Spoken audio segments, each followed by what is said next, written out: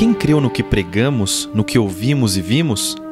Quem poderia ter imaginado que o poder libertador do Eterno seria assim? O servo cresceu diante de Deus, uma muda mirrada, uma planta atrofiada num campo ressecado. Não havia nada de atraente nele, nada que nos levasse a olhá-lo com atenção. Ele foi desprezado e ignorado, um homem que sofreu, que conheceu a dor por experiência própria. Bastava olhar para ele e as pessoas se afastavam. Nós olhamos para ele com desprezo, pensamos que era escória. Mas o fato é que ele levou nossas doenças, nossas deformidades, tudo o que há de errado em nós. Pensamos que ele era culpado de tudo isso, que Deus o estava castigando por sua própria culpa. Mas foram nossos pecados que caíram sobre ele, que o feriram, dilaceraram e esmagaram. Nossos pecados. Ele recebeu o castigo e isso nos restaurou. Por meio das feridas dele, somos curados. Somos como ovelhas que se desviaram e se perderam. Cada um de nós fez o que quis, cada um escolheu um caminho próprio. E sobre ele, o Eterno descarregou todos os nossos pecados, tudo o que fizemos de errado. Ele foi afligido e torturado, mas não disse uma única palavra. Como a ovelha que é levada ao matadouro ou o cordeiro para ser tosquiado, ele aceitou tudo em silêncio. A justiça falhou e ele foi levado. Alguém de fato sabia o que estava acontecendo? Morreu sem pensar no próprio bem-estar, golpeado e sangrando pelos pecados do meu povo. Eles o sepultaram com os maus e o jogaram num túmulo com os ricos, embora nunca tivesse feito mal a ninguém ou dito uma palavra que não fosse verdadeira. Mas era o que o Eterno tinha em mente desde o início: esmagá-lo com sofrimento. O plano era que ele se entregasse como oferta pelo pecado, para que assim visse o fruto disso, vida, vida e mais vida. E por causa dele, o plano do Eterno se realizará. Daquela terrível angústia da alma, ele verá que valeu a pena e ficará feliz por tudo o que fez, porque ele encarou a morte e não recuou, porque ele se ajuntou à companhia dos marginalizados. Ele tomou sobre os ombros os pecados de muitos e assumiu a causa de todos os culpados.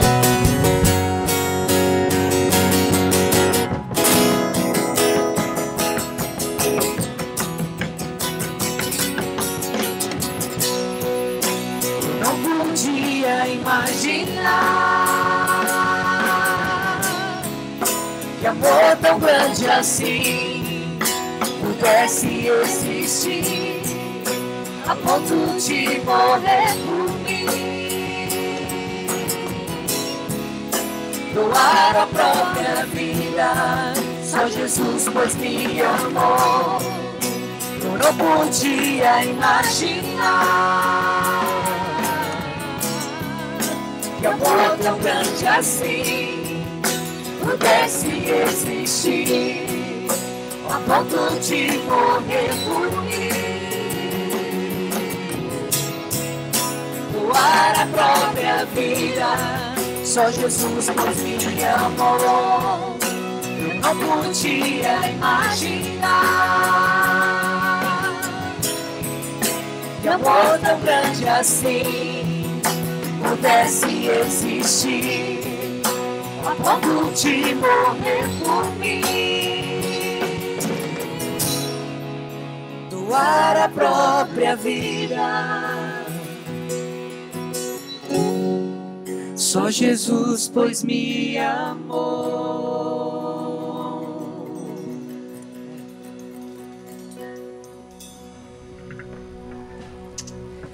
Sabe o que eu fico pensando quando eu ouço a narração de Isaías 53? Você pode sentar.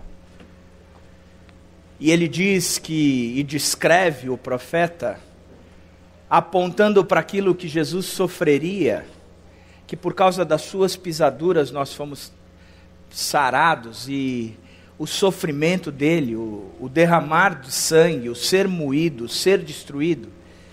Quando a gente lê essa profecia, e quando eu leio essa profecia, a minha pergunta sempre recai sobre a mesma questão: por quê?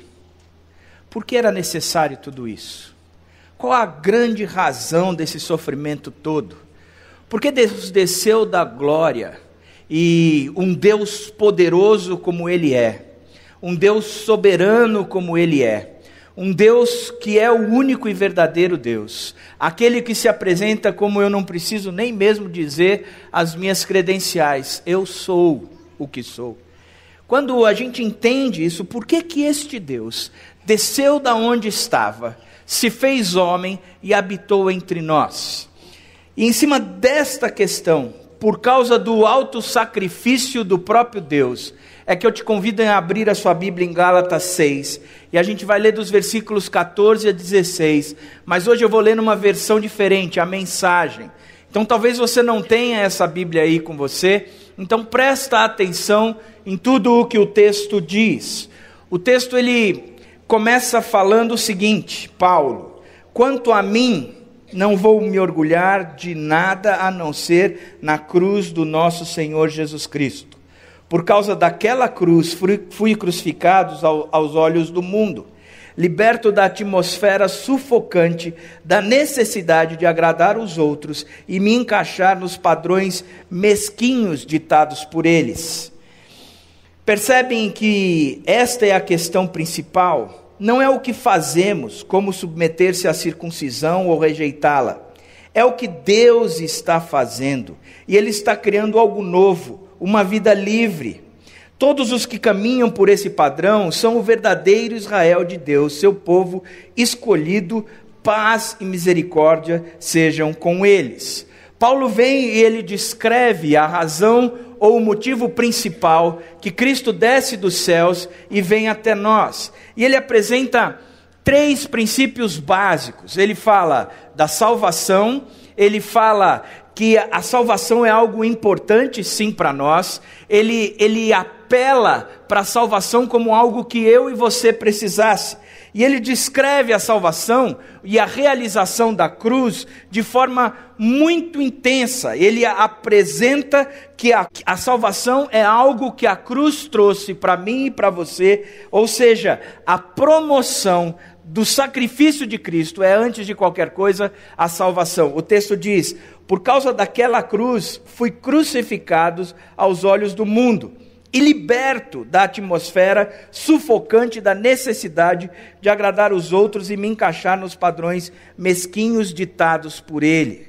Se Deus em Cristo não tivesse morrido em nós, ou por nós, não poderia haver propiciação, nem redenção, nem justificação, nem reconciliação. Ou seja, quando a gente pensa no conceito da salvação, a gente tem que pensar que Deus nos salvou, e a atmosfera, ou a melhor ilustração da salvação, não é tentar desenvolver de repente algumas teorias da salvação, mas aplicar algumas imagens da salvação, para que eu e você possamos entender o porquê que Deus de fato morreu por nós.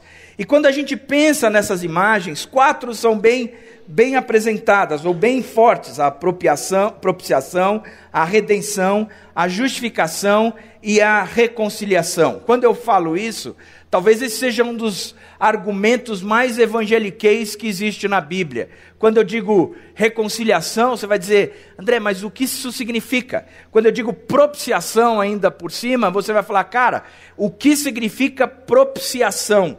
Quando eu falo em justificação, o que significa tudo isso? Para entender a salvação, a gente tem que entender essas imagens.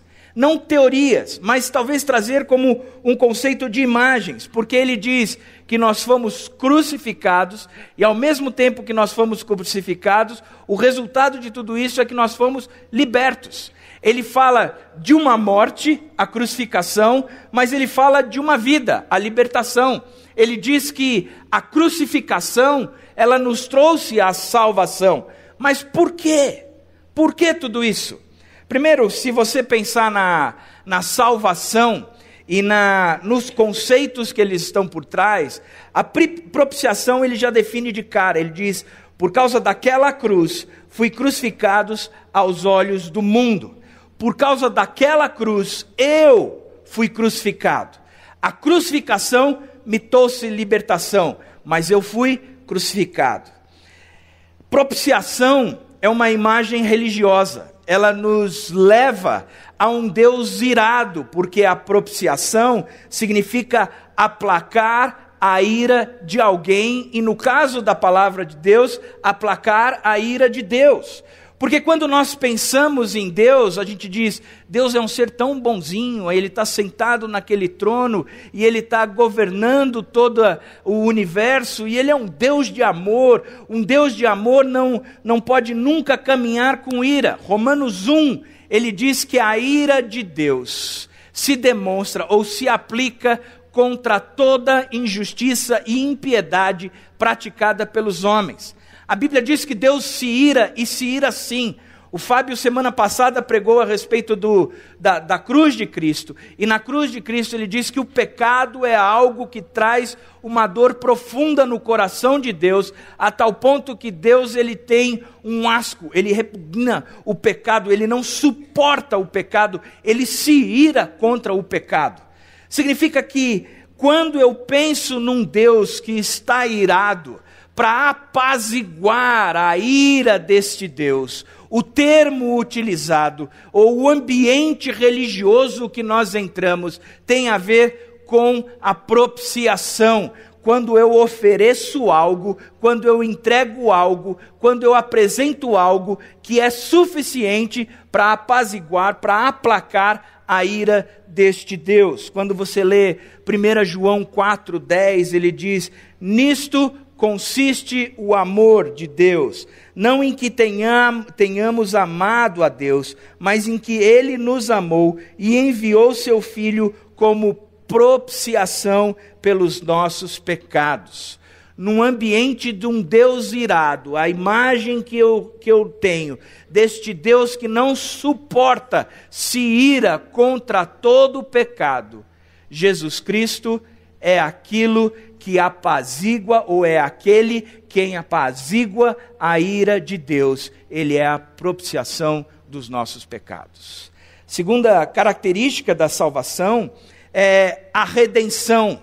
A redenção, ela nos leva para uma imagem, a gente sai do ambiente religioso, do Deus irado, e a gente entra para um ambiente mercantil, para um ambiente comercial, aonde existe a necessidade de se comprar novamente alguém que não me pertence mais, ou algo que não me pertence mais. Por isso eu vou lá e em redenção eu aplico um valor tal que me dá o direito de obter novamente o objeto ou a pessoa que eu perdi. Quando você pensa em redenção, você lembra de 1 Timóteo 2, 5 e 6, que diz, pois há um só Deus e um só mediador entre Deus e os homens, o homem Cristo Jesus, o qual assim entregou a si mesmo como resgate, como redenção por todos. Estávamos perdidos, estávamos totalmente distantes de Deus, estávamos enterrados por causa da nossa culpa e por causa do nosso pecado. Nós não tínhamos como sair disso, nós não tínhamos como livrar-nos dessa situação, nós não tínhamos como melhorar a nossa situação. Nós estávamos com Deus e o pecado nos levou para eternamente distante de Deus. A ira de Deus se acendeu contra o pecado e por causa disso o homem não tinha como se aproximar novamente de Deus. E a Bíblia diz que Cristo Jesus, o qual se entregou a si mesmo como resgate, Ele foi aquele que nos tirou da onde nós não podíamos sair e trouxe novamente para junto de Deus, da onde nós nunca deveríamos ter saído. A terceira marca da salvação é a justificação. Se quando a gente pensa num ambiente religioso, depois num ambiente comercial, a justificação é a imagem de um tribunal. Há uma acusação contra nós. O pecado trouxe em nós uma condenação, pois o salário do pecado é a morte. Não tem como nós, ou como eu ou você, nos livrarmos dessa condenação por por movimento próprio, por ação própria. Não tem como. Eu não posso fazer nada, eu não posso agir nada, eu não posso promover nada que me tire disso, eu estou condenado. Mas Romanos 5,18 traz, consequentemente, assim como uma só transgressão resultou na condenação de todos os homens, assim também um só ato de justiça resultou na justificação que traz vida a todos os homens. A justificação é quando Deus entende que eu, como réu, não tenho dívidas mais. O meu pecado foi pago. A minha condenação foi anulada. Eu já não tenho mais culpa no cartório. O meu nome está limpo. Eu tenho crédito. A justificação, quando todos os que caminham por este padrão, quando o padrão é o único, o mesmo do Deus, quando estamos todos na mesma direção, quando caminhamos livremente sem nada que nos impeça. E a quarta característica da salvação, já que eu fui crucificado e liberto, é a imagem da reconciliação.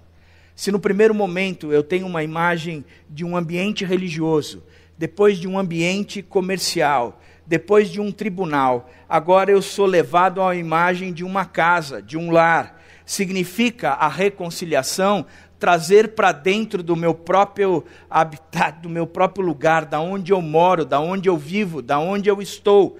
São o verdadeiro Israel de Deus, seu povo escolhido, aqueles que pertencem a Deus. Deus não só aplacou a sua ira, como o resultado final de tudo isso foi que Ele trouxe para a sua intimidade, Ele trouxe para dentro da sua própria casa. Ele já não chamou mais de inimigos, mas Ele os considera como amigos, como aqueles que partilham do seu espírito, dos seus segredos, das suas intenções.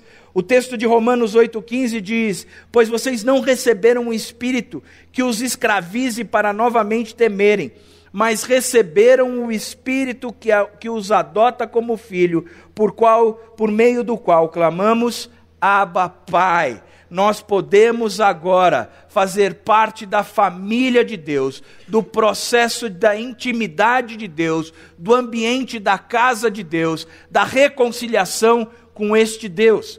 Por isso, salvação, Ele nos traz todo esse contexto, toda essa história da propiciação, da redenção, da justificação e da reconciliação. São imagens que têm que estar na nossa cabeça. Nós fomos salvos da ira de Deus, do afastamento da condenação de Deus, para a intimidade de Deus. Nós fomos trazidos de um império das trevas para o reino do Filho do seu amor. Salvação implica tudo isso.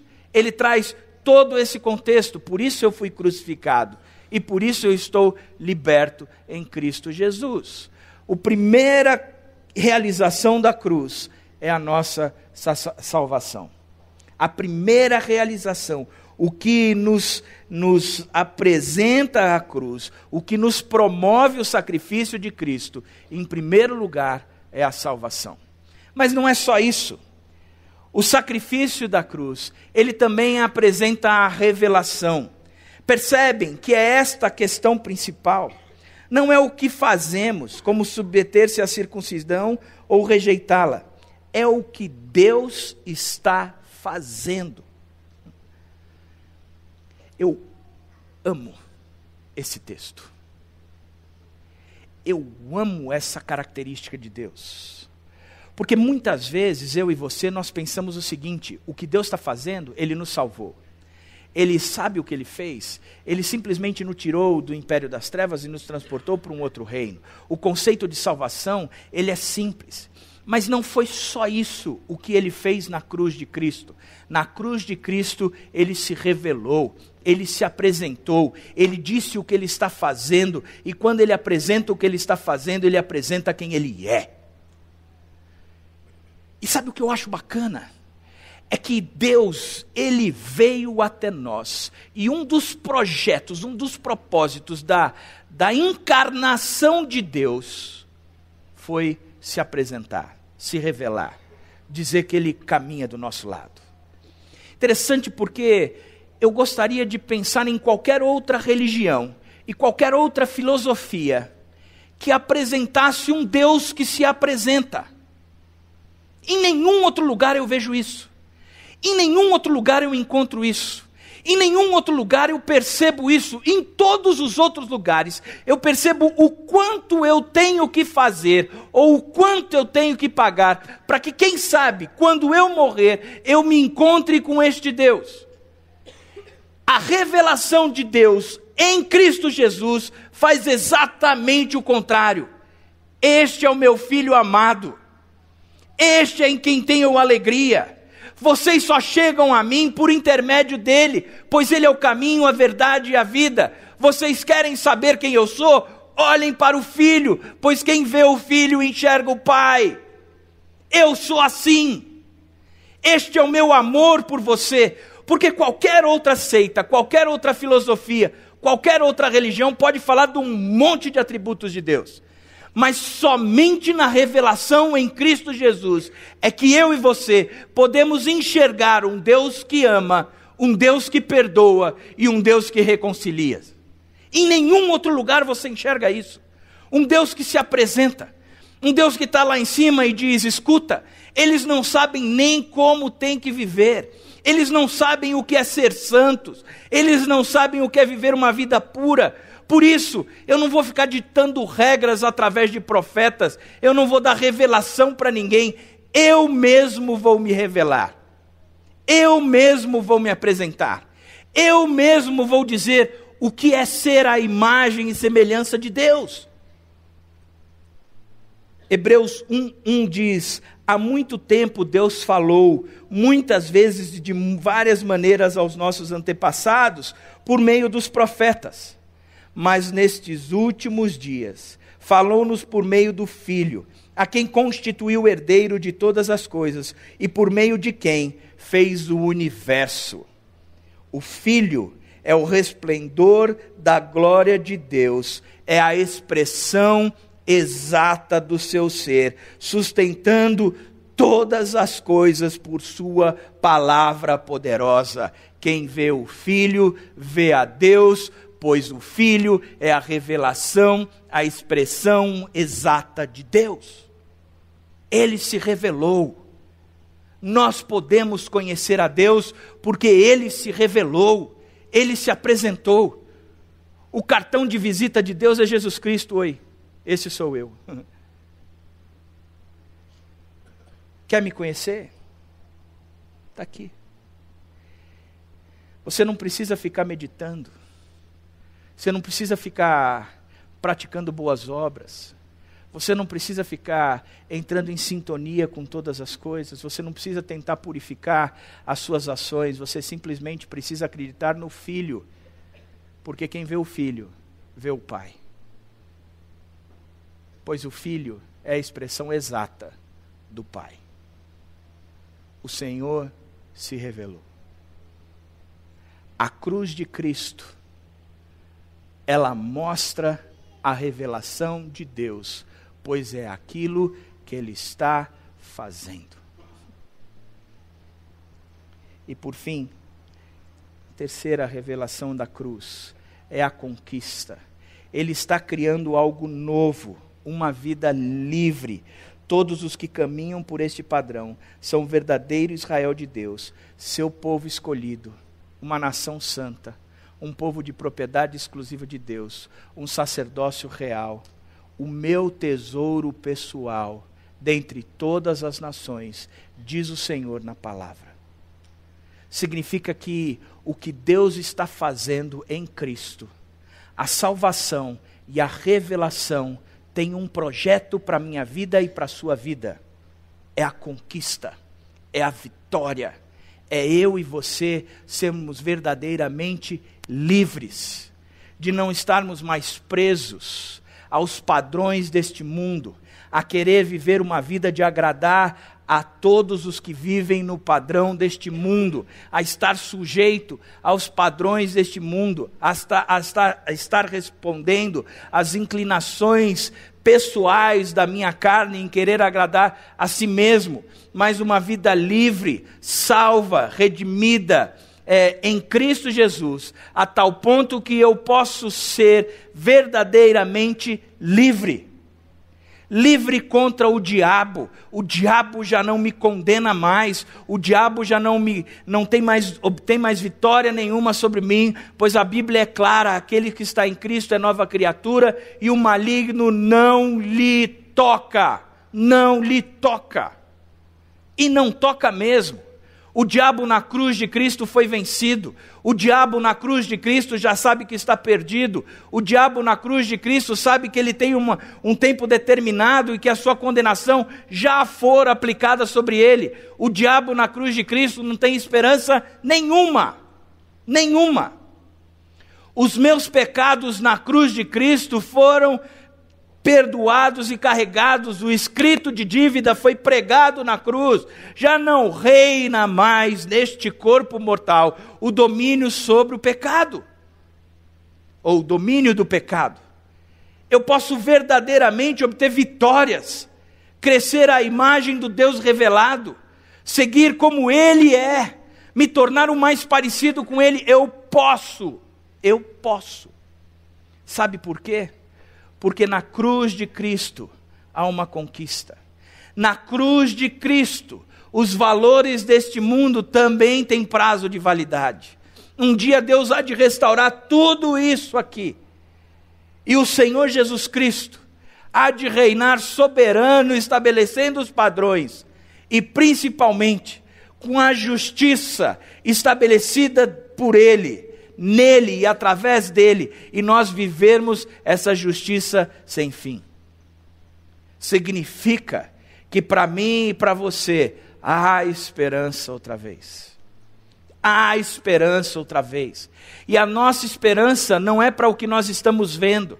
A nossa esperança não é para uma sucessão presidencial, nem de governo, seja lá o que for. A nossa esperança está única e exclusivamente no Deus que se revelou e que apresentou para mim e para você o caminho da salvação, o caminho da reconciliação. Por isso eu não sei o que você comemora hoje, mas hoje é o dia para todos nós. Eu não sei o que passou na sua cabeça hoje o dia inteiro. Eu não sei qual foi a motivação ou não, as dificuldades que nós encontramos muitas vezes de levantar cedo para comemorar ou celebrar o Cristo que está vivo, sendo que a gente tem facilidade para uma série de outras coisas, mas para o Deus que está vivo, por que não? Por que não? Porque Ele me reconciliou, Ele me trouxe salvação, Ele se apresentou a mim, é por Ele que eu tenho que viver. Por isso que Paulo começa dizendo, para este mundo, eu estou crucificado aos olhos deste mundo. Eu já não vivo mais assim.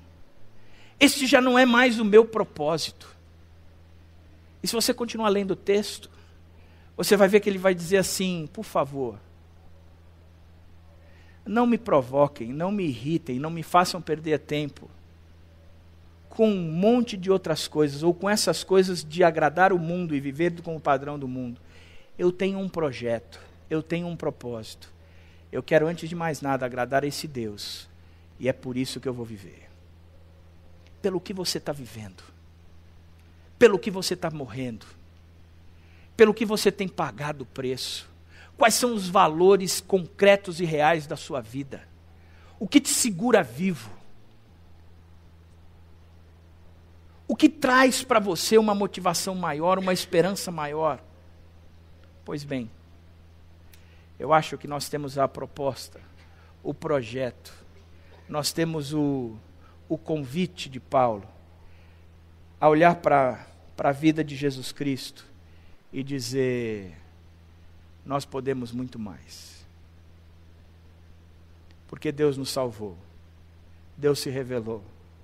E Ele conquistou para mim e para você o que é necessário e suficiente para uma vida livre em Cristo Jesus.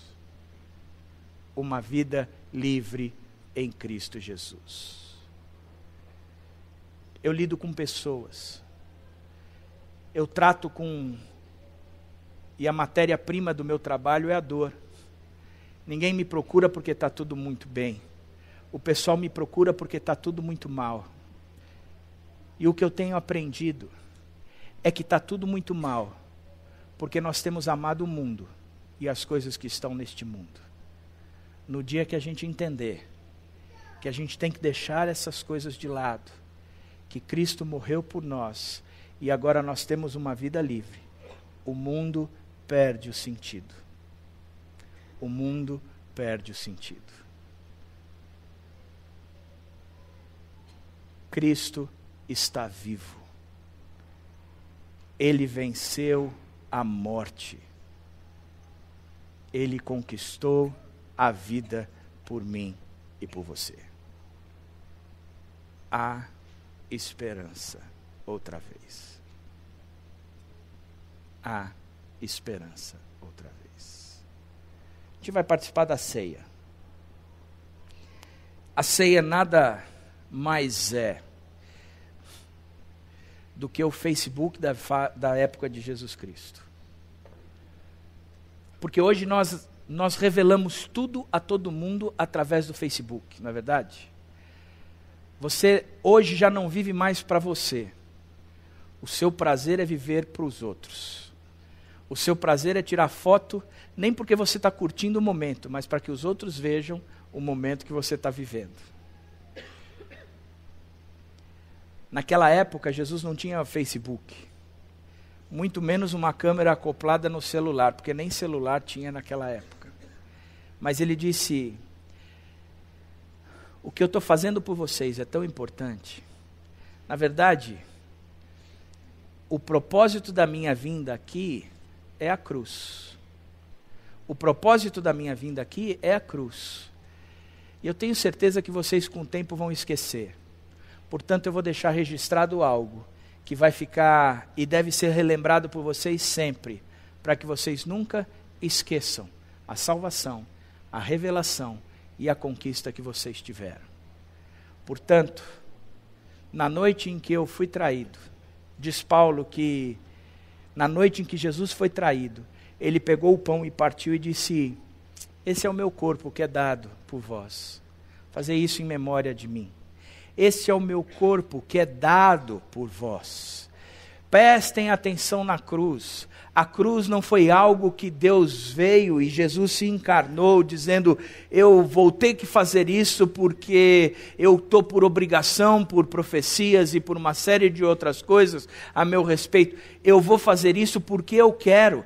O próprio Jesus disse, este é o meu corpo que é dado por vocês, eu estou oferecendo por vocês, eu estou indo à cruz por vocês, vocês não têm solução, o pecado é algo que promove a ira de Deus, e para vocês se tornarem parte da família de Deus, é necessário nós aplacarmos a ira de Deus, pagarmos o preço e a condenação de vocês, para trazermos vocês novamente para dentro da família de Deus. Isso só tem um jeito, por intermédio do meu corpo, que é dado por vocês, para que vocês recordem sempre, está aqui o pão, deixa eu partir, este é o meu corpo que é partido por vocês.